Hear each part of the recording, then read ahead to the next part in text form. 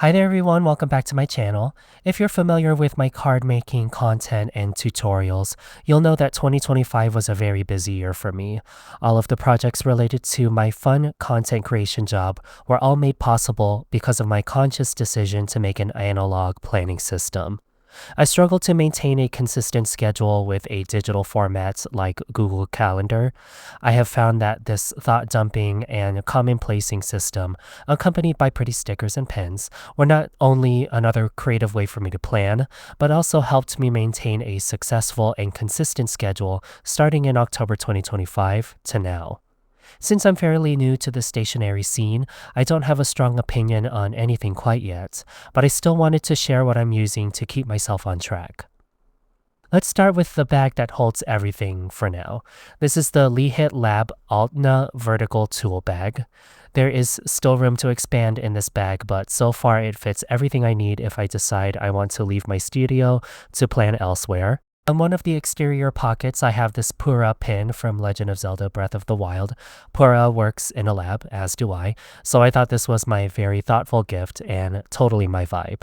I also have a luggage tag on here with my Made by JC logo, just to add a little bit of branding flair to my bag.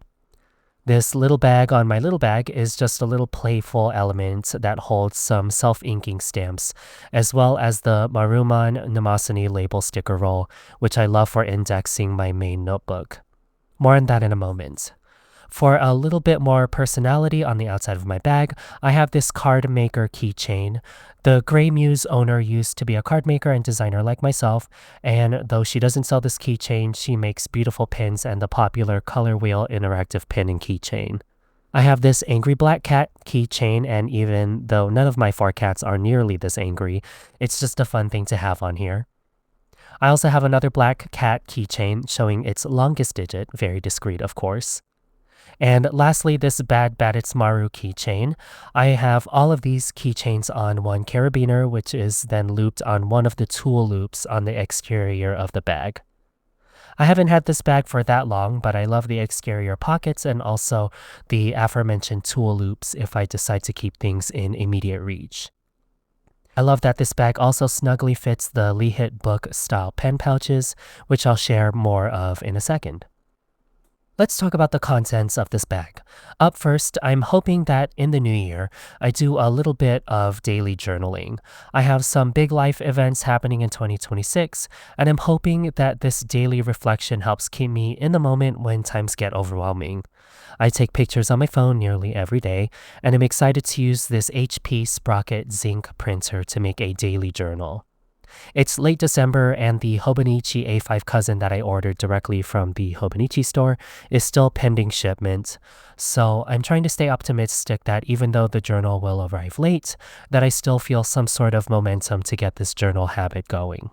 Moving on, this is my only non-black pouch I have, and I won't go into too much detail of the washi tapes I have in here. For now, I'll breeze past this. I like this silicone pouch for washi tape because it doesn't leave any residue on my tape, unlike fabric pouches, and the silicone pouch resists cat hair, which you'll see on my Delfonics medium A5 black pouch is certainly not the case. On the outside, I have this JetPens square checkbox tape that I have been loving for my planner because it fits perfectly in the grid of my notebook.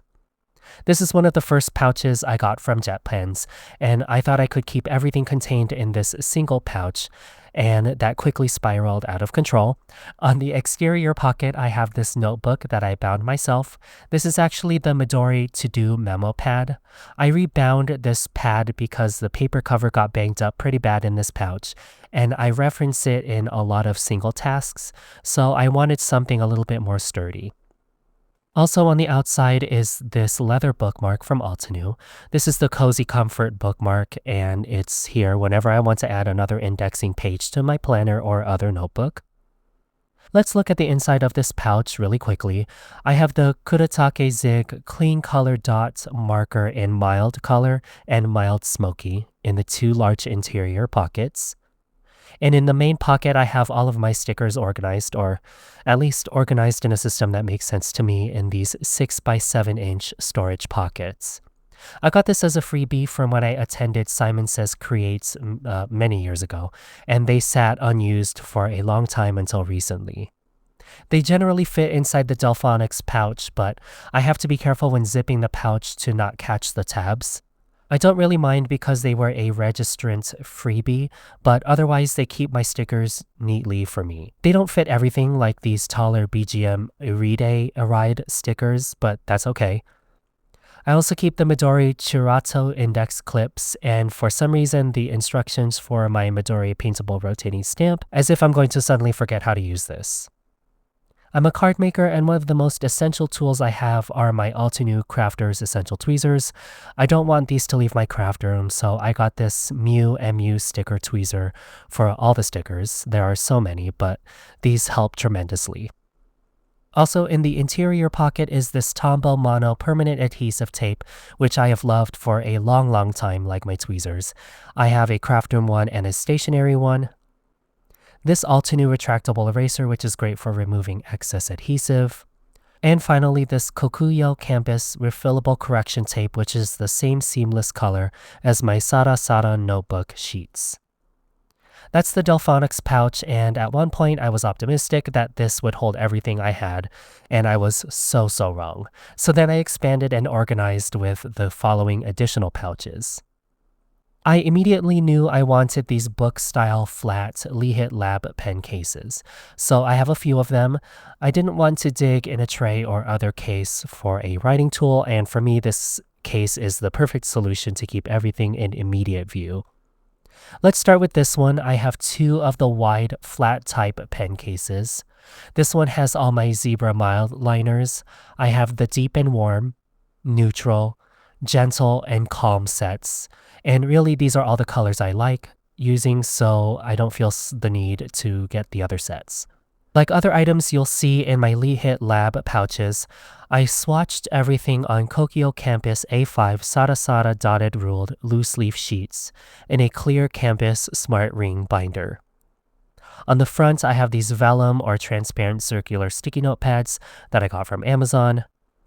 I actually use these more in my work journal, but I keep them in this pouch to separate the two identical Lihit cases.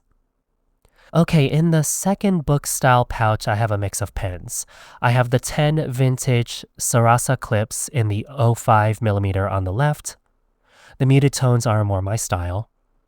But I do have more laboratory-appropriate colors in the Zebra Sarasa Mark On formulation. You can only write in pen and in blue and black inks, but anyway, I also swatched out my Zig dot markers and the two single colors found in this pouch, which are black and gray. In this pouch, I also have the Pentel Matte Hop pens, which are great for writing on the zinc photos from the HP Sprocket. I only have the black and cream pens separately because they don't fit in the pouch. I'll show in just a moment. I got these 3 metallic Papermate Inkjoy pens from the Papermate booth when I attended Creativation in Seattle. I have one oil-based pen, which is the Uni Pin in the 01 size, to write on these circular transparent notes and also these flag and square sticky notes.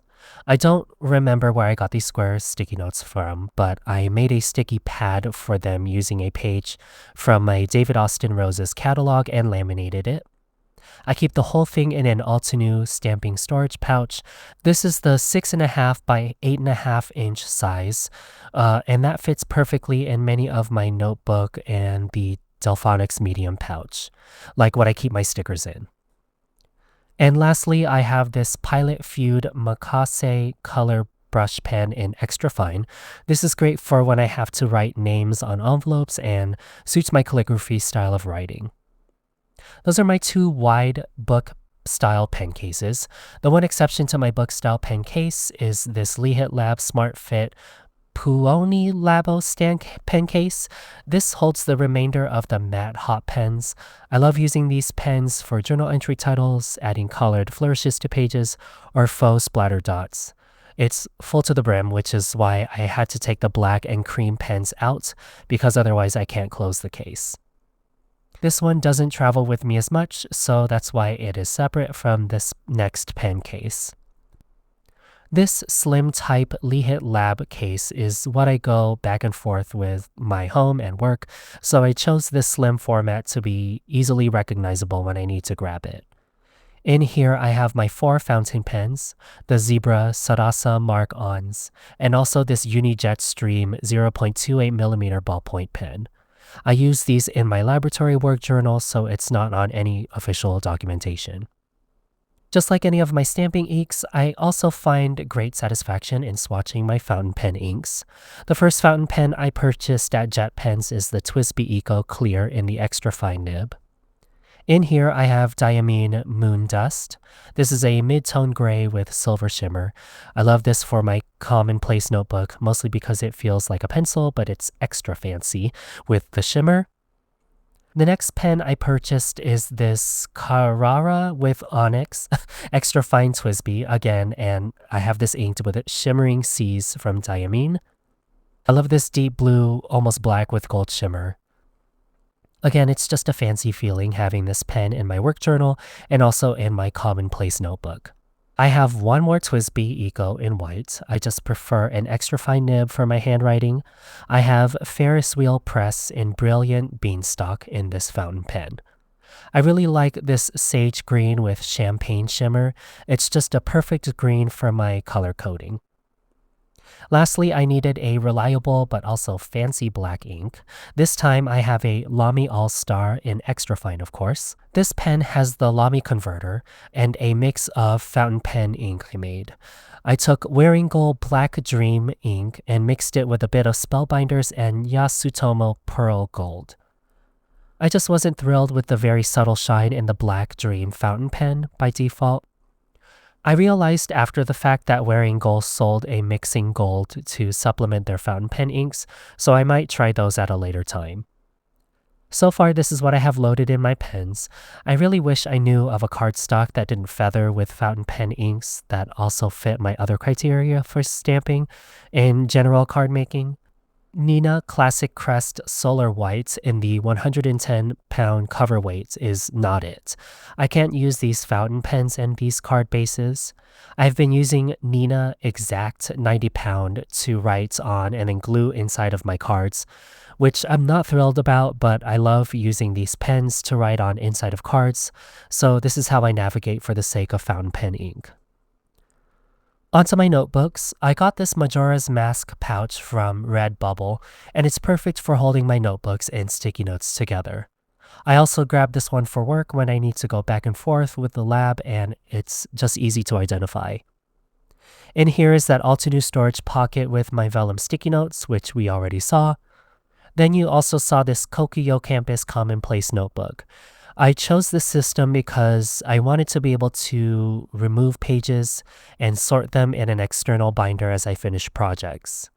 The repositionable aspect is also great for grouping related tasks and thoughts together, so I can add to projects without jumping around the notebook. Also, the slim form factor means I don't have to haul a large notebook with empty pages. The back is where I keep those ink swatches and samples that I showed earlier, and they can stay in the back because of the binder-like function of this slim notebook. I can't say enough good things about this notebook. It has saved my mental capacity for all the projects I have going on with card making and content creating. I feel like I deliver much better content because of this system. The Kokuyo Campus Slim Binder paired with the Maruman Mnemosyne N105 Dot Grid Notebook is what made my perfect pair. The Slim Binder is more commonplace and the exploded thoughts for projects. The Mnemosyne Notebook is more project overview, but with a touch of style.